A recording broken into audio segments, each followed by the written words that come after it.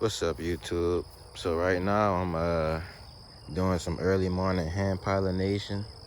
The watermelon flowers don't begin to open up until about 6:45 is once they start beginning to open, and about 7 o'clock to 7:10 is once they're um, at a once they're open at a at about this amount, and that's when I can get to get the pollen transferred from one flower to the next. Because if it's slightly closed, you know, if the petals are more closer together, it'd be harder to touch one flower into the other. Now I already began hand pollinating. This is a variety called lemon drop watermelon. So I got this variety from rareseeds.com, Baker Creek, and I just wanted to show you, bring y'all along with the hand pollination of this melon. I have another fruit set right here. It's another lemon drop. I have about 3 or 4 fruit sets on here right now. This is actually a prolific variety, but I do have about 5 vines growing. 4 of them are flowering. So I'm just gonna hand pollinate this and let y'all see how I go about doing it. All right, let's see if this camera stays still. Sorry about that, y'all.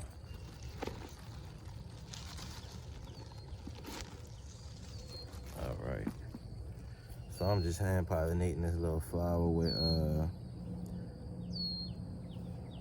some male lemon drop flowers from a different vine.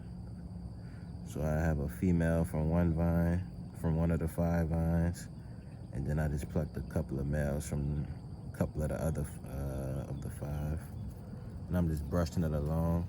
I like to watch bees when they're when they're pollinating, when they're open pollinating the flowers, and the bees basically you just lightly walk in here and they just try to go into the crevice of the flower. So that's basically all I do. Now lemon drop though, it seems like it likes to take. So what I mean is the lemon drop likes to set fruit regardless. So even if you probably take one or 2 flowers, it's gonna set fruit. I like to take about at least 3 of them, maybe 3 to 5, but I don't have too many flowers just to be plucking them like that. But yeah, this is definitely a pollinated one. So we're gonna be able to remember the position of this one because it's against the gate. I'm just gonna put this zip tie around the fruit stem without damaging it. Slightly close it once I get it around that flower. And just sit it like that. All right. I use certain color zip ties to signify if it's a purebred, like how it is right now, or if it's a cross. Let me show y'all this one thing right quick. If you look on to the petals, you can see how much pollen. Let me get out the sunlight. You can see how much pollen grains are all along that flower. See how grainy it looks? That's from the hand pollination I just did. Let's see. Yeah, that's all pollen that came from the male flower. And I'm gonna rub the pollen. I'm gonna rub it onto my hand to show you. But I need to bag this before bees come popping out. They disappear out of nowhere some days.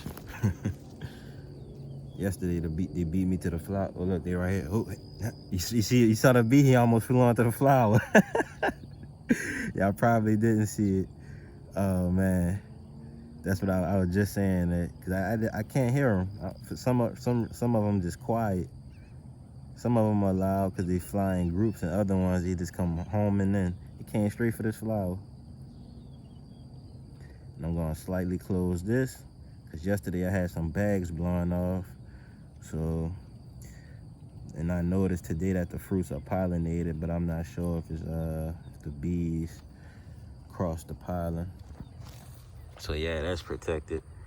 I'm telling you, the bee went straight for that flower just now. But let me rub this onto my hand, and then we'll be able to see the yellow grains.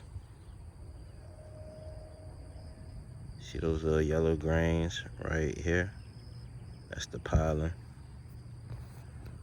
So that's a protected flower. And that's what this bag is exactly for. It's a breathable bag. It's called the organza, or it's an organza bag, and they also call them bloom bags if you're a gardener, but or a seed saver. Basically though, it's a breathable bag, and the flower, you know, it'll stay healthy and whatnot.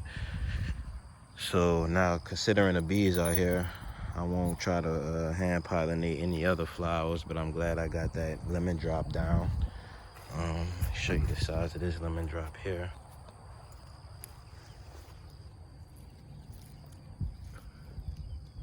That's a nice size melon. See this? They start off as a small flower, as you saw, but that female flower gets large very quickly. So this is another lemon drop plant that I have coming on. Some of them took a while to germinate. This one is coming along. This is another vine. So this one germinated late, but this one has a fruit set on it. So this one was a pollination from yesterday, but you notice I don't have a zip tie on it. All right, so I pollinated that one yesterday. Pollinated this one yesterday. You can see that's getting large, and they're much larger than what that female flower was. All right, so that's a couple fruit sets, and I just did a new one. And I have a couple Tohono O'odham fruit sets, and they are definitely getting large. Tohono O'odham yellow meated watermelon. Yeah, it actually is growing fast now that I'm looking at it. And you can see I have a zip tie on that one. Right here. So I did these probably like two days ago, I believe. They growing fast, honestly. But that variety is supposed to grow up to 35 pounds. And lemon drop is an icebox watermelon. I believe it's supposed to grow up to 1 to 2 pounds. So, and yesterday the bees beat me to the flowers, and they started landing on the Tohonos and whatnot. So I'm gonna still save seed from these melons. So this is these are a couple more pollinated Tohonos. But I'm gonna still save seed from them, and I'm gonna just label each one, and I'm gonna plant the seeds, and I'm gonna see what comes from them. And if it's a pure variety, I'm gonna keep the seed. Or if it's a cross variety that I like, I'm gonna keep the seed. So this is Benny Kodama. You can see I got a large fruit set right there. I crossed this one with across the male Tohono O'odham flower into this Benny Kodama female flower.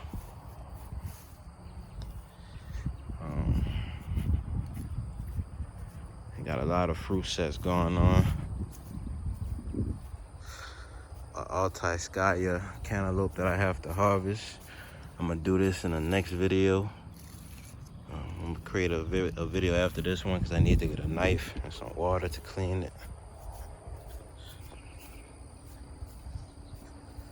Definitely a lot of fruit sets, guys. And here we go with the Kajaris. Oh yeah, this is a new strawberry planting. And the Kajaris. Kajari is a heavy fruiter. Yeah, it smells like a berry but tastes like a honeydew. It's crazy.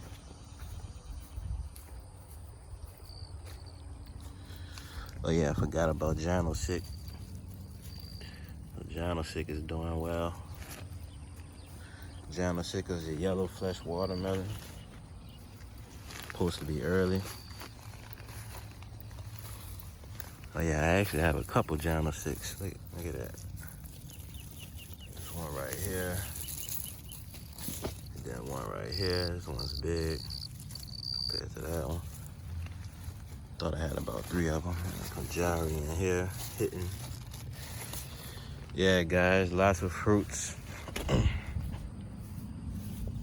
Lots of fruits for sure. Yeah, here's a third one right here. Another Janosik.